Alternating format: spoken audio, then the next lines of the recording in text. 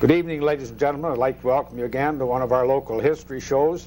I hope you'll find this show this evening interesting. We're going to talk about a business that's been in operation since 1875.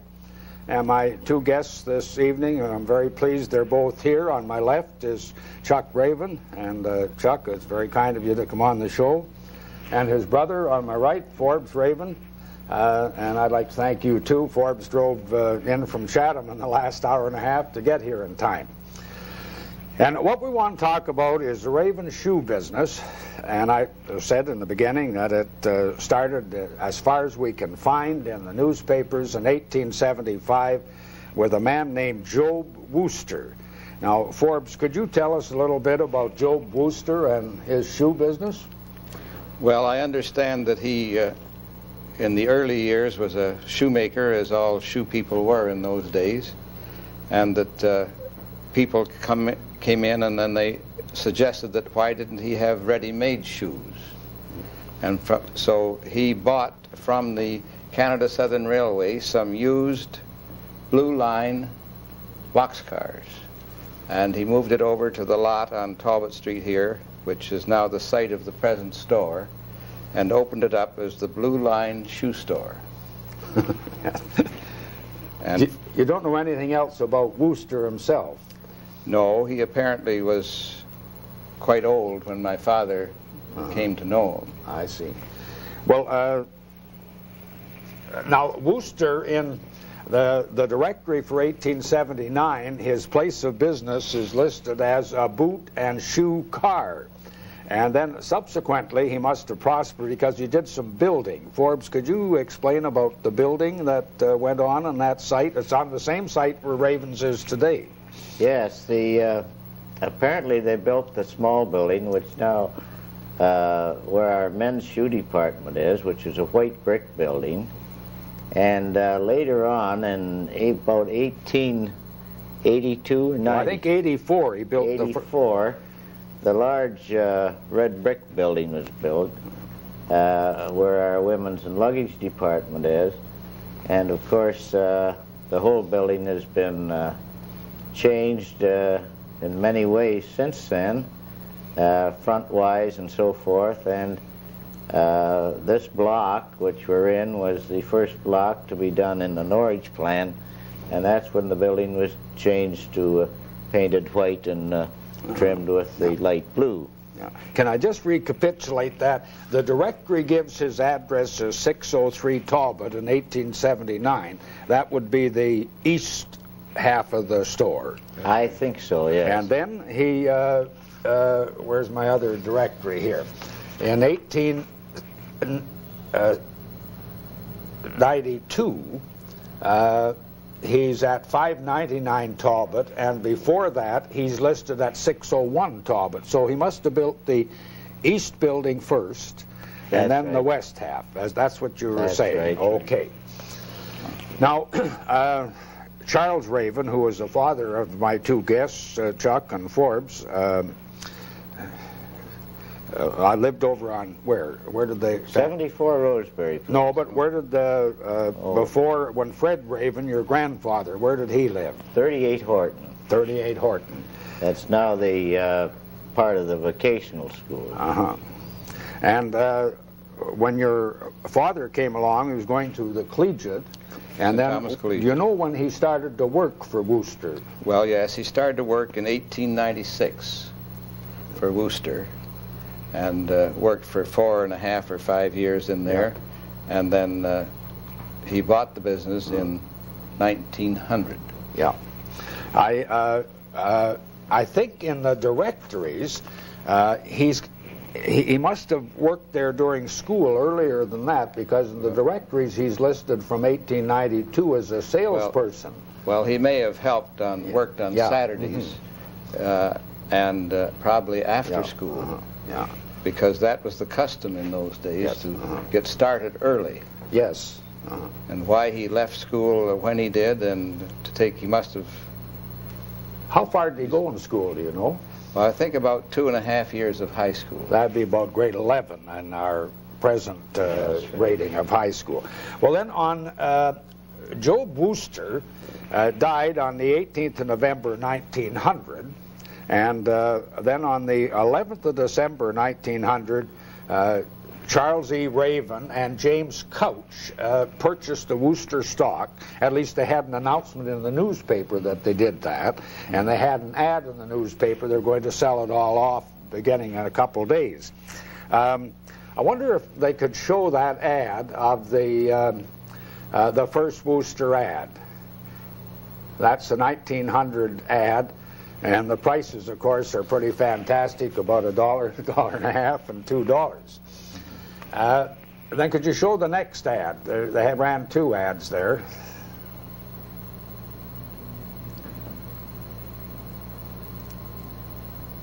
This is another one saying if you want to save money, why you should come to the Worcester shoe business. Now, you were telling me, Forbes, about James Couch wasn't really an active partner. No, I think you'd call him a silent partner.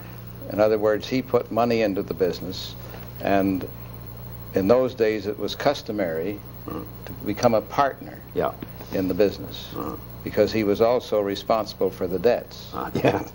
And so James Couch put up the money. Actually, he was a baggage man, I think, on the Michigan Central Railway, and they were both members of Grace Church, which keeps on featuring in this story of the Ravens. So he put up the money, and I assume that Charles paid him off. That partnership, Raven and Couch, lasted in the 1901 directory it's listed, and then in 1902 it becomes Raven and McDonald. That's right. Now, how did McDonald get into the, where does he come from? I think maybe Forbes could explain that better than I. Well, Mrs. McDonald was a first cousin of my mother's. So I presume that that's how they made the connection. In other words, Mr. McDonald probably took over part of the financial responsibilities that were built up at that time. Well, did he not have a shoe store himself? He had a shoe store on Ross Street.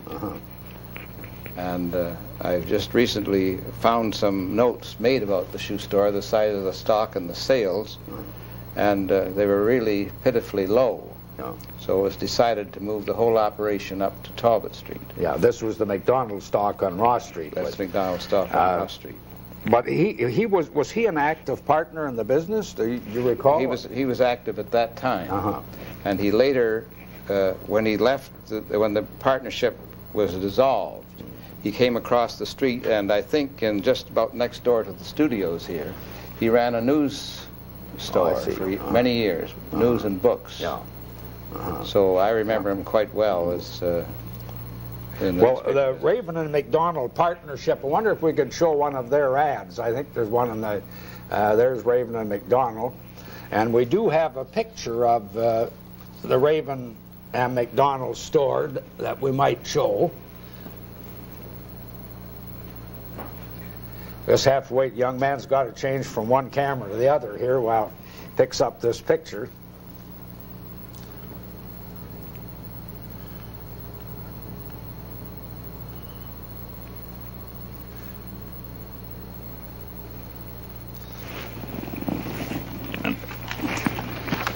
That's, I think, perhaps the earliest picture of ravens that we have in the Raven and McDonald area. You can't find any picture of Raven and Couch.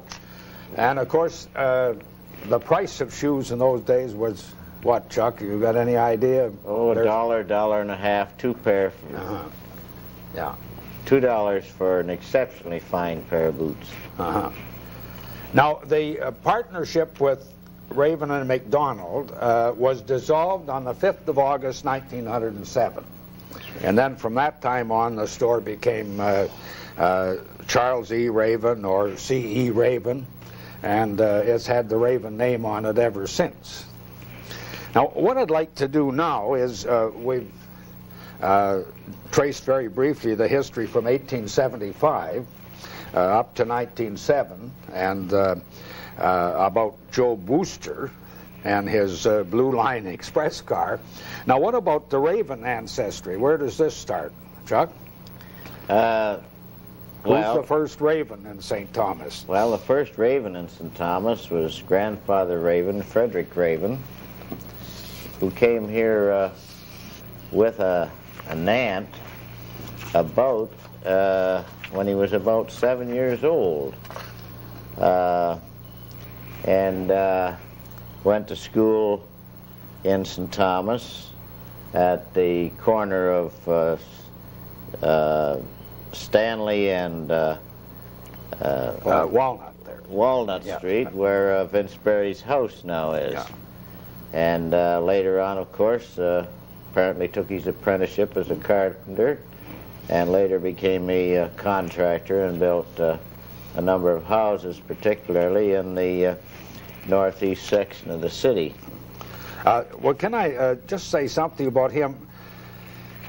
Wasn't he supposed to have had TB, and that was why they...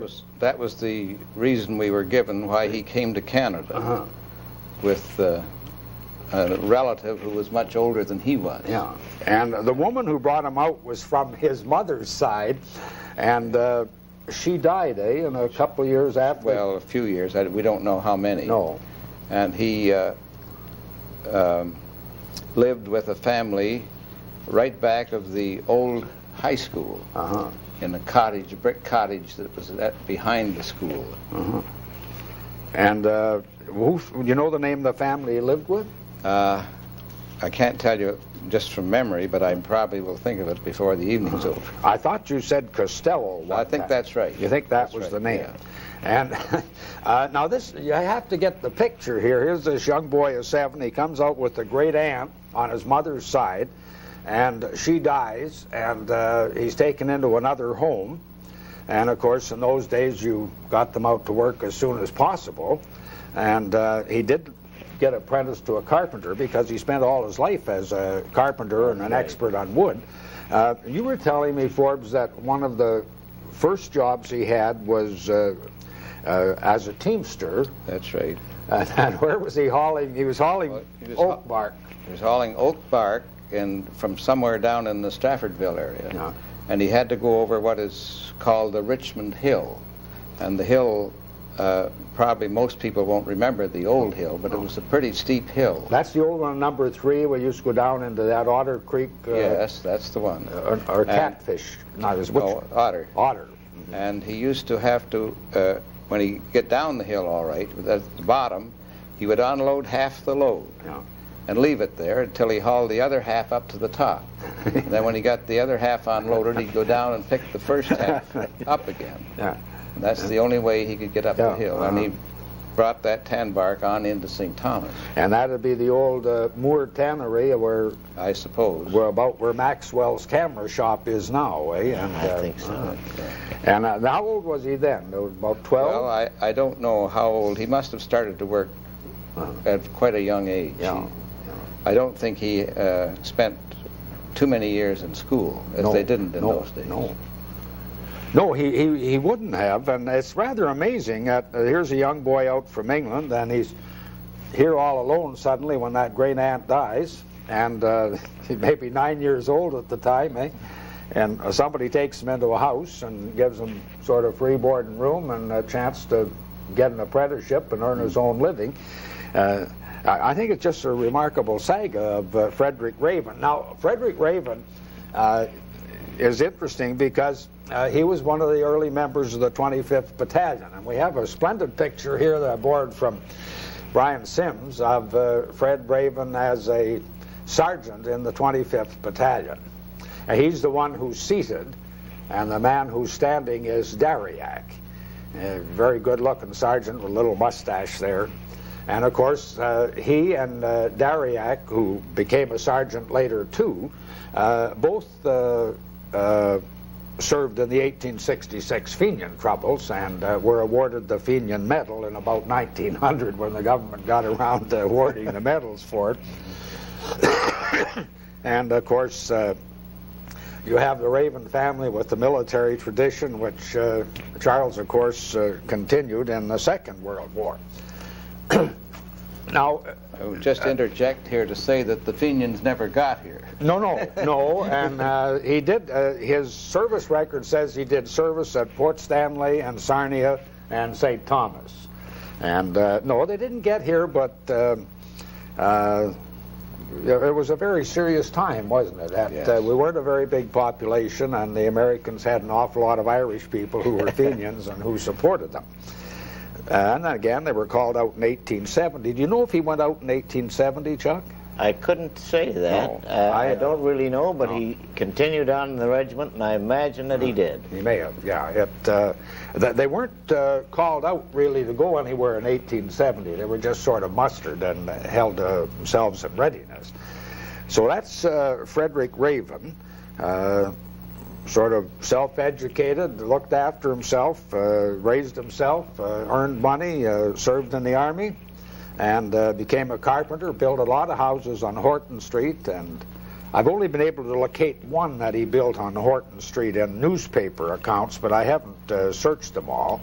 It says here in 1874, how old would he be then? Mr. Fred Raven has erected a very neat frame cottage on Horton Street at a cost of $1,000.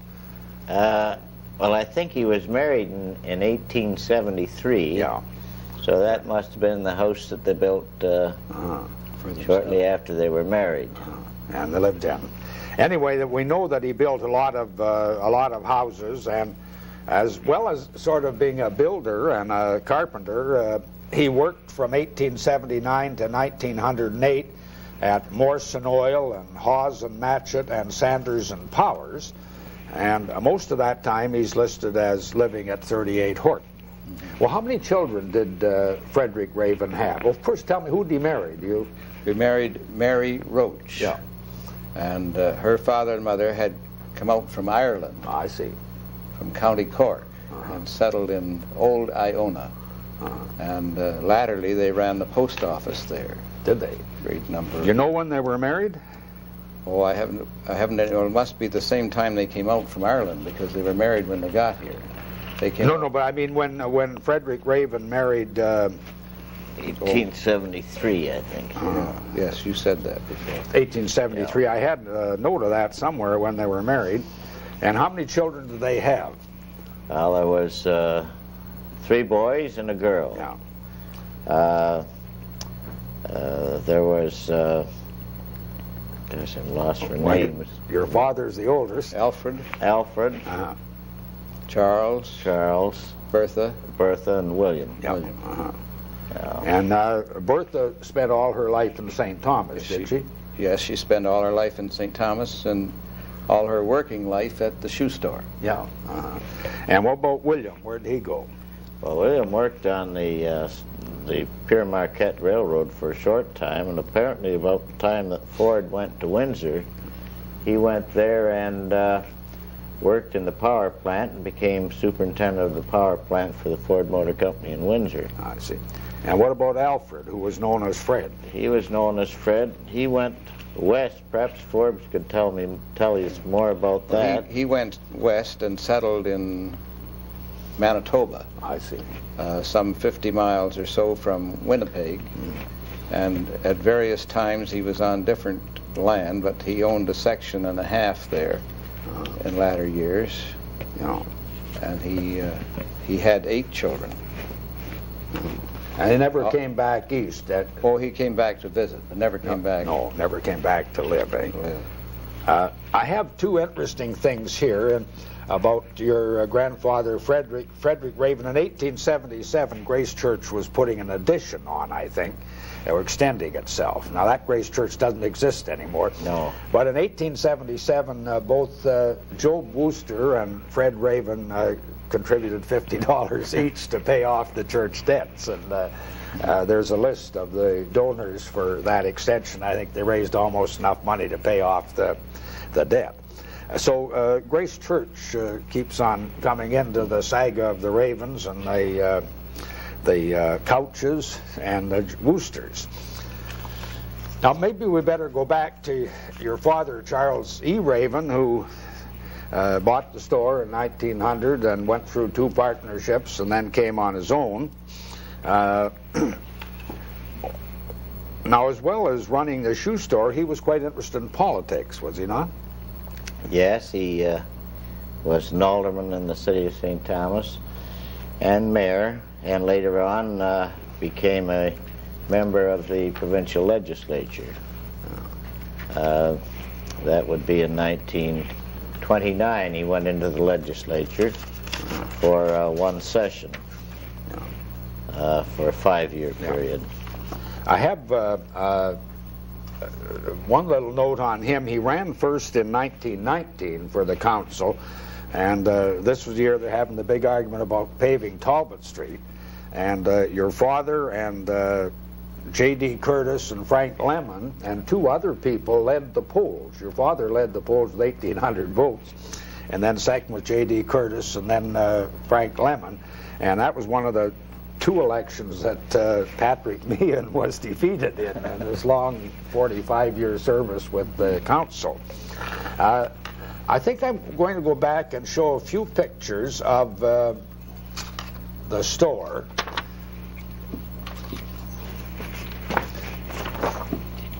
This is a store with the Chassis Raven sign on it.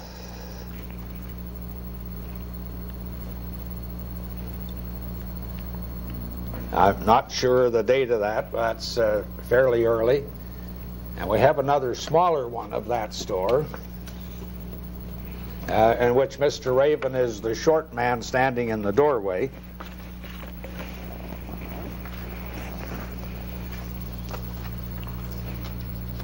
Can you get that one in there? Mm-hmm. Yeah. In there. It's not on the, there it is now. Yeah. That's another picture of C.E. Raven shoe business. And we have one more I want to show while we're doing this. This is an occasion of a parade in St. Thomas. And it's interesting because, again, it's a picture of ravens, and you can see the sign to the right-hand side of the screen there, that the Forbes shop. Now, there's a reason, I think, why we want to talk about the Forbes. Chuck, you had, can you tell me about Forbes, who had the shop next door? W.C. Forbes, Bill Forbes as he was known, was an optician and jeweler. He was my mother's brother, quite active in Masonic circles, and very active as a fisherman. He enjoyed fishing and spent many years at Long Point, and those are some what of the was his slogan, being an optician. His name was William Charles Forbes. So his slogan was, if you will see Forbes. Yeah, not a bad slogan. And of course, my brother gets his name from the Forbes family. This is one other picture of the Forbes store, and then we'll ask Forbes here, who was named after this family. And that's right next to Ravens. Who's there now? Ken Monroe. Ken Monroe. The Monroe tobacco shop and thing. Well, Forbes, we haven't got around to your father being married yet. We're talking about your birth. Can you explain the marriage and who Charles Raven married and what year? Yes. My mother, Allie Forbes, or Alberta Forbes, she was called Allie, worked for the C.H. Heppenstall jewelry store, and had worked there quite a number of years, and they were married in 1905. Now, my mother had a sister who lived at 74 Roseberry Place, and they had built a house there, and her husband worked on the railroad, and he decided to take a job in Ohio. So about 4 to 5 months before the marriage was arranged, she bought the house from her sister. Yeah. And there's been a Raven living there ever since, is that right? Yes, that's right. There's been Raven there ever since. In fact, my mother went there as a bride, and she died while she still lived there. Yeah. And now your sister, Mrs. No, my sister, Catherine. Yeah. This is Edward King. Yeah. lives in the same place. So we didn't move around very much. No, I think that's great. Or residence. You build a house and you live in it, you have a store and you stay in it for a while. Now, just one other little picture here. This is Chassis Raven's election card. We just got through the local elections. I must say ours were kind of tame compared to this one in 1919. This is his campaign for mayor, his card that he distributed. It's the same thing we do today, really, isn't it? Although that's a warning to people who are watching the program. You perhaps should keep all the cards of the candidates that you receive now, and in another 50, 60 years, they'll be sort of valuable. I don't imagine there's too many of those cards around anymore. You'll still be here, George. Pardon? You'll still be here. I don't think so. Don't stop smoking. It won't last very long.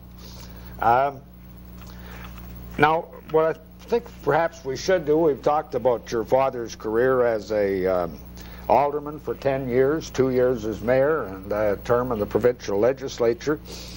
Now, the Raven Shoe Store has always really been a family business, hasn't it? You've always worked in it. Now, Forbes, when you were at high school, you went to Wellington Street School. Wellington Street School and St. Thomas Collegiate Institute. Now, let's switch a little bit on your career. What did you do? Did you work in the store after school? Oh, yes. I always had to go down to the store after school. Yeah. There's one thing I remember quite well, and that was about we had delivery boys who had their own bicycle and were paid very little. Yeah. And they had to come in sometime after 8 in the morning and deliver anything that was to be delivered before they went to school. At noon hour, they had an hour and a half for lunch, so they came back to the store again and delivered parcels. And then after, from 4 o'clock on till closing, they had to be there to deliver parcels. In those days, everybody expected lots of service and their parcels to be delivered. Well, Forbes, why were there so many parcels being delivered? There was somebody come uptown and shop. Now, the cars weren't that common. And then they just asked for it to be delivered rather than carrying them home themselves, eh? Yes. Well, the groceries in those days, what we call groceries, were practically all delivered in those days. Yeah. They would come down, even if they came into the store to make the purchase, they would still have them delivered. And most of the stores, all in the Talbot Street area, had stables and Democrats or carts behind them. Did you ever have, do you remember horse deliveries? No, we didn't have horse deliveries. Never had horses, always bicycles. Always bicycles. Yeah. Well, then, after you got through high school, you went to university. I went to university at Western in London and graduated in 1930. Right in the middle of the Depression. And there were no jobs available. I heard from a cousin of mine that I might be taken on a job in Brownsville, Texas. So with my other cousins, we arranged a trip down there, but there were too many applicants for the jobs. So what did you do then? Well, I kept looking for about a year, spending a little bit of time during the busy seasons at the store, and jobs were not available. I made many trips to Toronto and Guelph. I remember going there, and to Kitchener. But nobody was hiring. Every place you went, they said, we got to lay people off. We can't take any more on. We're not going to take any more on. It was a terrible time, wasn't it? I graduated in 34, and the only job I could get was working on a farm for $50 a month, which was a pretty good wage, really. Well, I remember a friend of mine that went through university with me. He lived in London, and fortunately he lived at home over there, which cost a lot less. Well, he became a lawyer, and after he was a lawyer, he drove a taxi for 2 years with a law degree. That's pretty desperate. Well, I suppose if it hadn't been a depression and you graduated with very good marks and a Bachelor of Commerce degree, you might have been in the business world somewhere, but then because of the depression you went in the store and then you stayed with it ever since. Yes, well, my father invited me to come in the store. He said, you better take a job here. I've got to hire somebody. Now, Chuck, what about your school career? Well, it wasn't quite as elaborate as my brother's. Wellington Street School and St. Thomas Collegiate, of course. I think one of the two things that I recall about the collegiate, I suppose everybody has some type of record at collegiate, and in those days everybody went to school as long as they could, and a lot of the chaps who couldn't get work, who were much older than us, were back finishing off their senior subjects at the high school. I remember in the old 4B is where I set my record. There were 52 in the class, and how I remember that is that I stood 52nd. 52 in the one class. 52 in the one class. I hope nobody from the Board of Education is listening, because if we could bring in 52 to the class now, it would really save a lot of money on the Board of Education. Did you find that, looking back on it, did you find it a very bad situation for learning?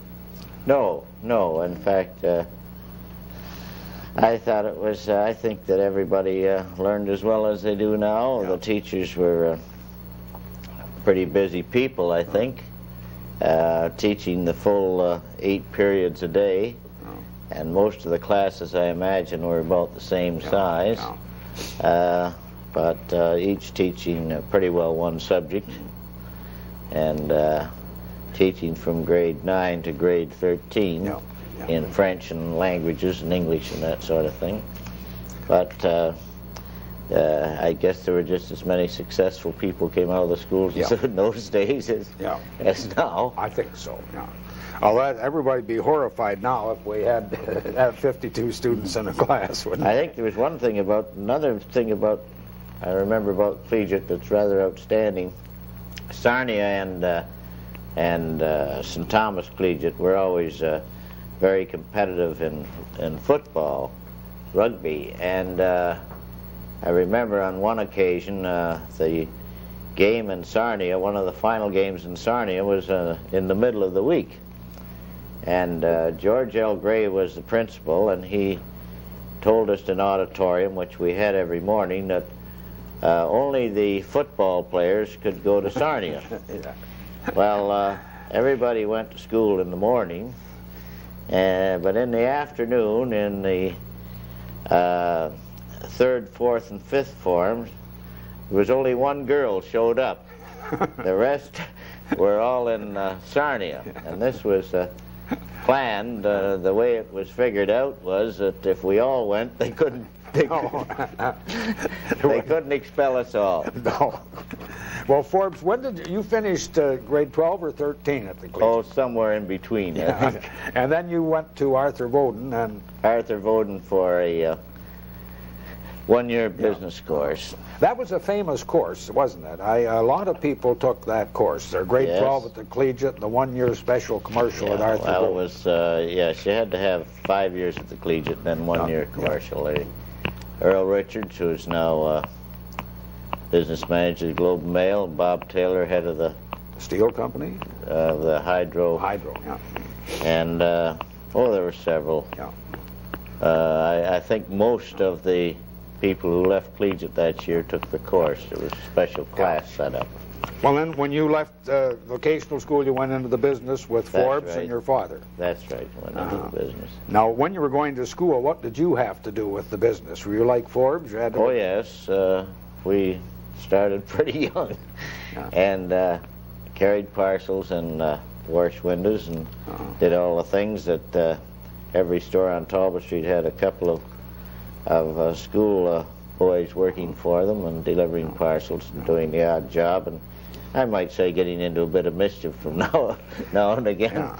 Now, as I see you and Forbes, I think I made the observation that Forbes is like his father in some respects, and you're like your grandfather in some respect.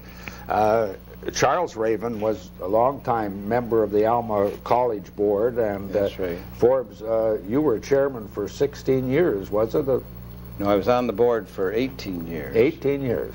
I was chairman probably 16. Yeah, that's quite a record. There's a little note about that. At the time I was asked to go on the board, This was 2 or 3 years after my father died.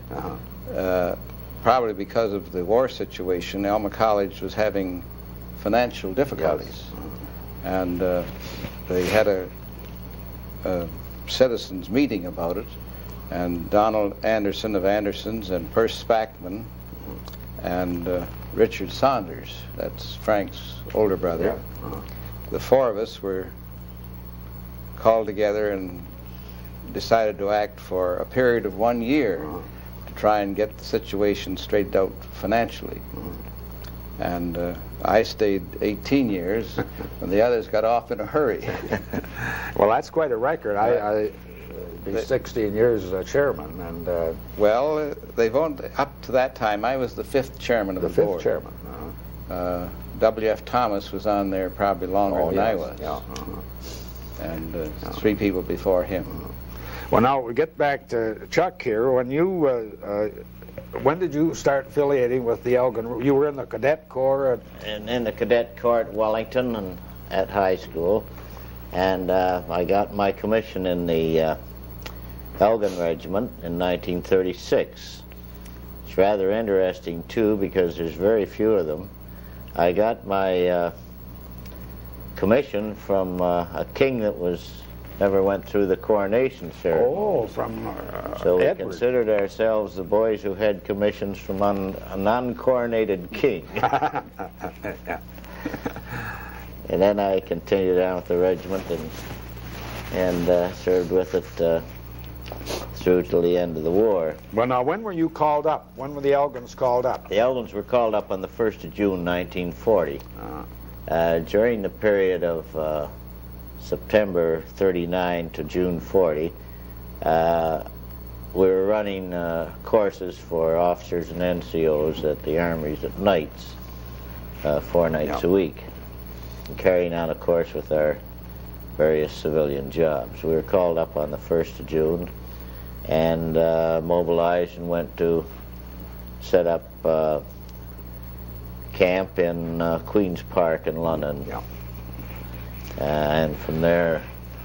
Well, we'll come back to your overseas career, but what happened here? Forbes, the older brother, and he's in the store, and Forbes, you were telling me that when Chuck said to you that the regiment's been called up, you're going to have to leave, you had real bad news that day.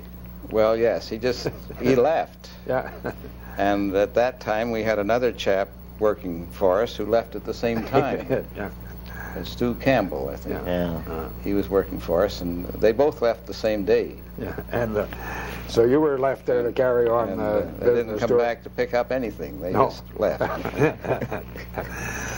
And I suppose during the war all businesses were short-handed, eh? They were all short-handed. Yeah. We eventually brought a chap in from Brantford to help the situation out, but also there were a lot of girls, women, who were looking for work because their husbands were overseas, and we didn't have any real trouble. Oh, I see. And then there were also younger girls who were coming into the workforce, and we were able to get along quite nicely.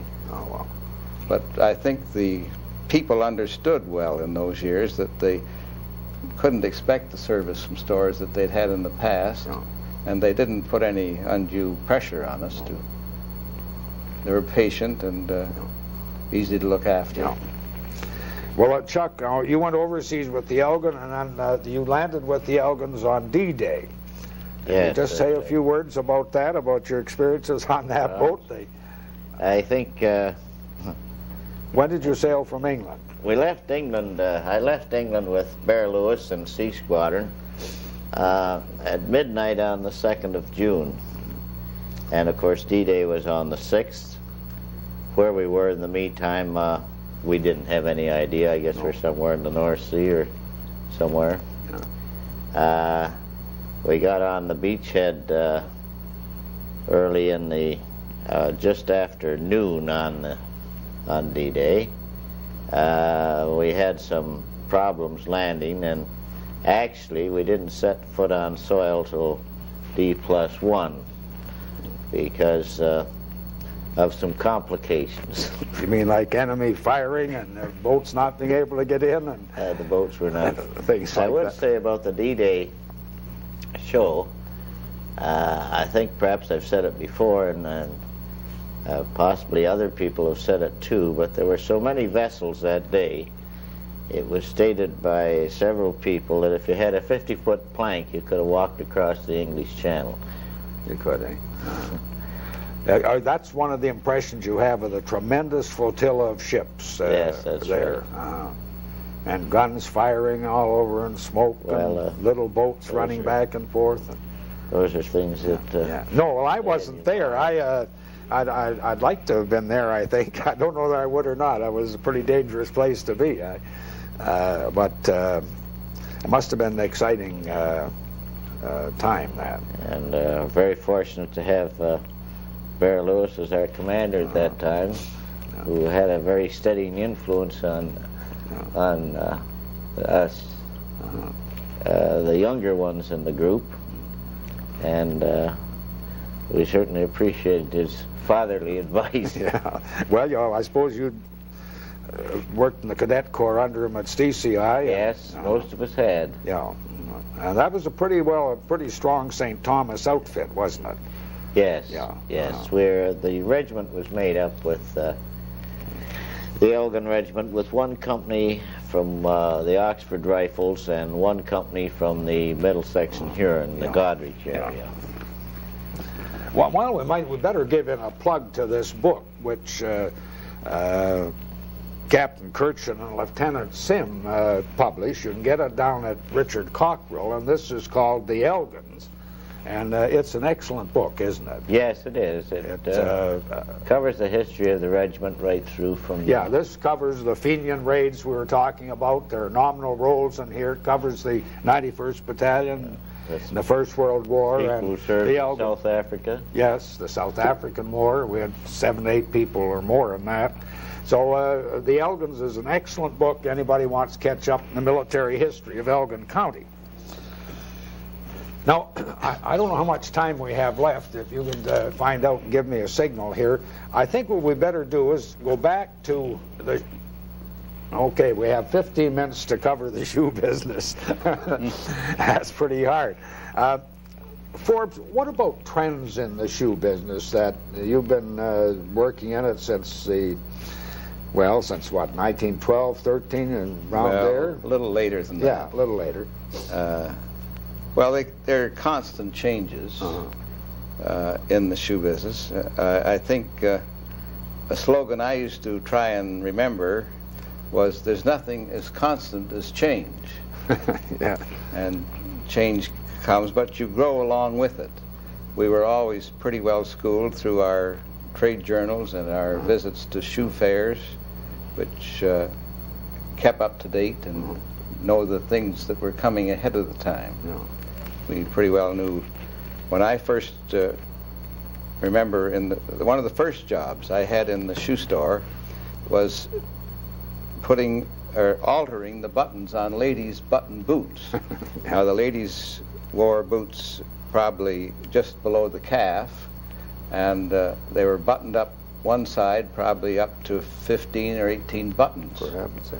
And of course all the ladies don't have the same size calves, so that I had to cut the buttons off and then bring them over to a different size. See? And that was a full-time job on Saturdays when I first went there. See. And there were some ladies' laced shoes as well. And when the lady tried them on, you had to lace them up. And some of them came up pretty high. Well, and those button shoes, I suppose a lot of people, younger people, anyway, wouldn't recognize a button hook if they saw one now, would they? No, that's... I haven't seen one for years. Well, we have several if you need one. I'll have to have a look at one that you could button those buttons with. Chuck, what are your earliest memories of the shoe business? Well, they go along about the same. I don't know, the thing that impresses me now is when I go into sample rooms, there's nothing like change, but the styles seem to go around the circle. Yeah. And some of the styles that are coming out now, you go into a sample room today and you think you've been walking into one that you walked into in 1950 or 52. For instance, the saddle shoes are coming back, yes. which you would remember, and penny loafers and that sort of thing. And the for the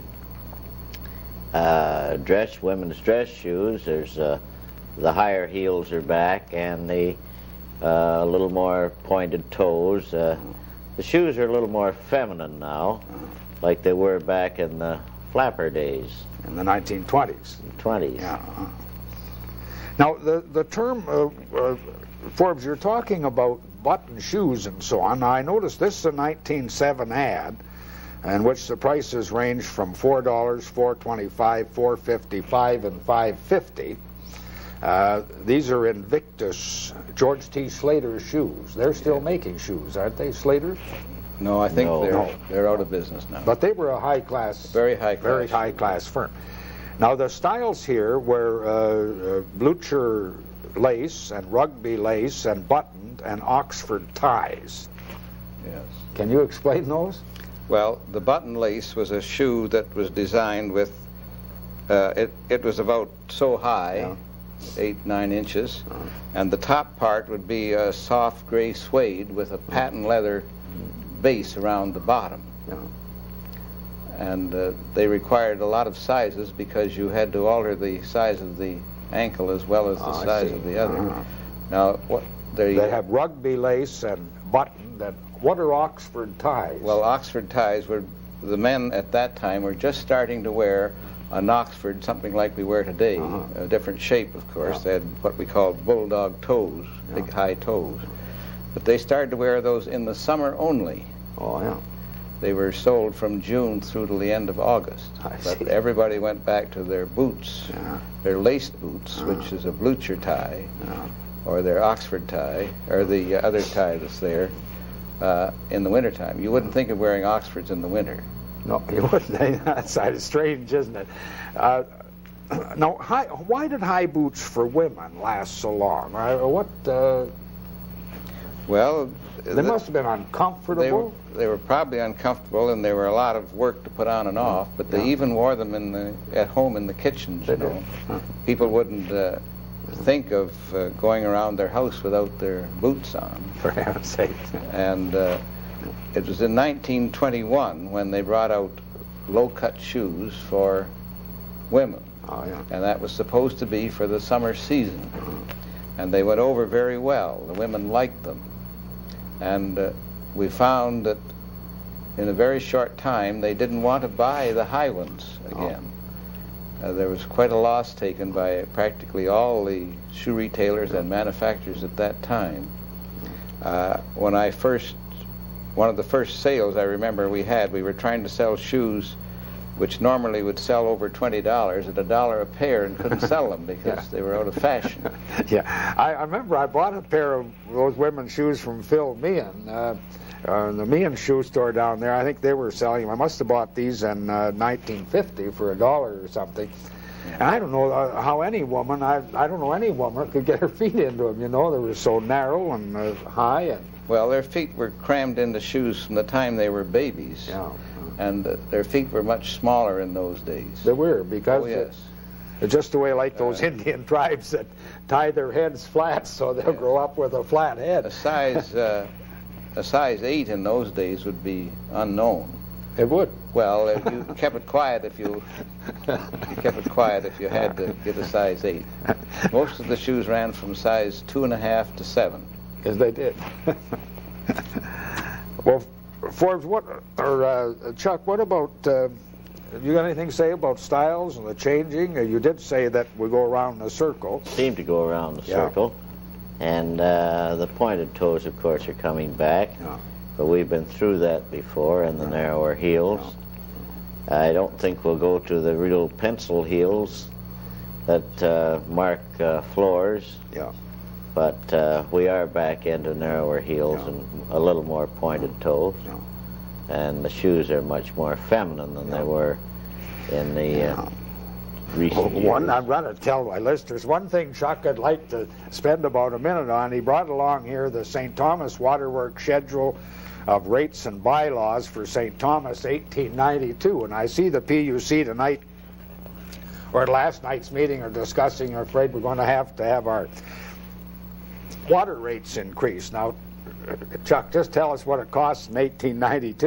In 1892, water rates for private dwelling, that is, the first tap was $5 a year. If you had an additional tap, it was $1 a year. Then if you had a boarding house, each additional tap was $1.50. Butcher stalls were $6 a year. Barber shops were $3 for one chair, and an additional chair was $1.50. Of course, in those days, they did a lot of shaving. If you happened to have a bath tub in your house, that was $2 a year. If you ran a boarding house, the bathtub was $10 a year. There's also a few other interesting items in here. One is apparently in those days they had an organ that would was run by water power, and you could make special arrangements to pay for your water to operate the organ, I imagine, in churches at the time. Chuck, I'm going to stop you there before somebody from the PUC phones up and says you're making our job pretty difficult talking about these. I want to get to a point that Forbes made, and that was that merchants joined a lot of organizations in the early days. We have a picture here of Charles E. Raven at a Knights of Pythias picnic in Port Stanley in 1917. This is the good one here. It doesn't show them with their barrels of beer in front of them. Port Stanley, of course, a famous place to go for holiday and for picnics. But Forbes, people did this instead of advertising, did they? Well, I think it was considered to be advertising. They joined quite a number of lodges. Most merchants belonged to up to 3 or 4 lodges. You must remember there weren't the facilities for advertising then that they are now. And it was considered quite proper to join as many organizations as you could handle from an advertising point of view. And I suppose, in a way, we still join organizations, but not to the extent they did then. That's what you notice about the old papers. A man had belonged to so many lodges and societies and organizations.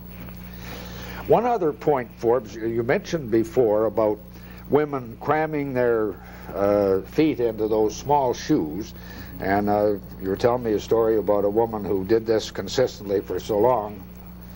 Yes, there was one customer I remember in particular. She said she took a 3, would consider a 4, but you couldn't get anything. You couldn't even get a 5 on her. Yeah. So you ended up with a 6, and she crammed her feet so badly that her ankles got quite large, and she was forced off her feet altogether. In other words, she broke up all her blood vessel system in her feet from keeping them so and tight. You used to have to go and fit her at home in the latter. Fit her at home, yes.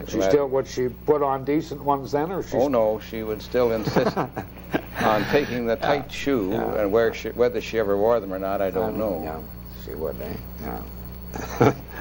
Yeah. Chuck, what were some of the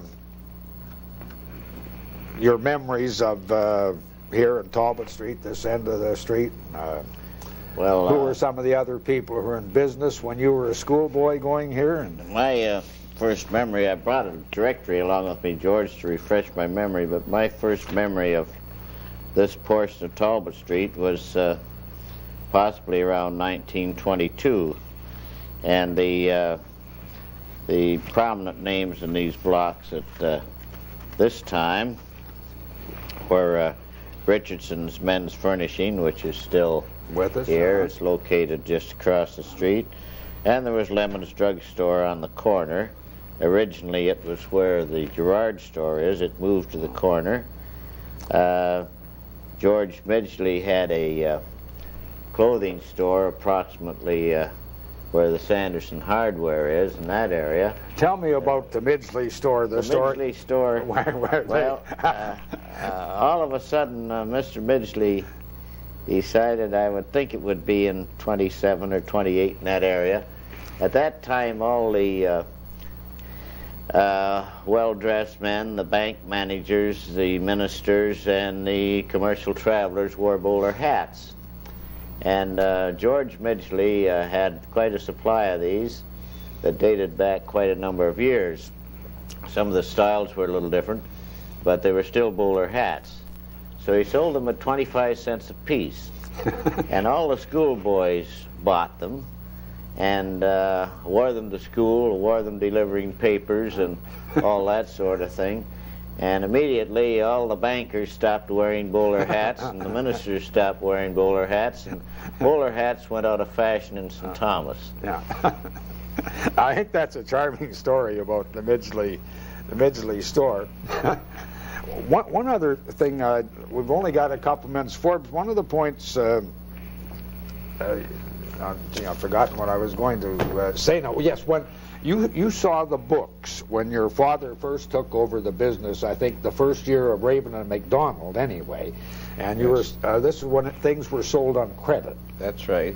And well, I saw the final statement for the first year's business, which would be 1901.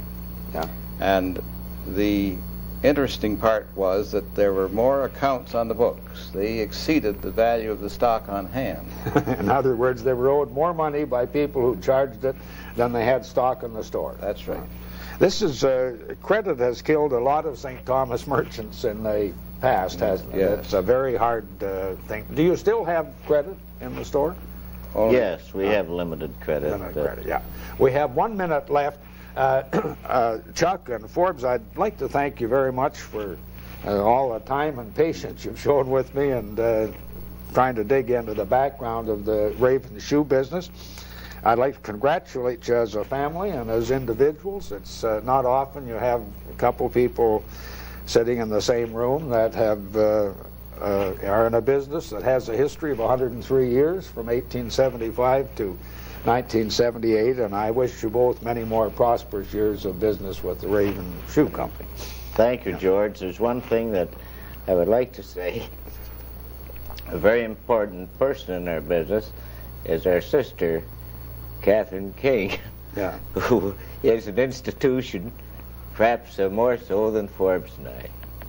She's Thank always you very worked much, it. George. No, well, thank you very much. And to those who are watching, this program will be repeated tomorrow at 2 o'clock, and it'll be repeated on Saturday, I think, at 11 in the morning, and I'll be on again on the second Wednesday in December. Friday be repeated at 11. I'll be on the second Wednesday in December, and I don't know who my guest is. I got to try and lasso or wrestle somebody to get them to agree to come on. Thank you very much for watching, and good night.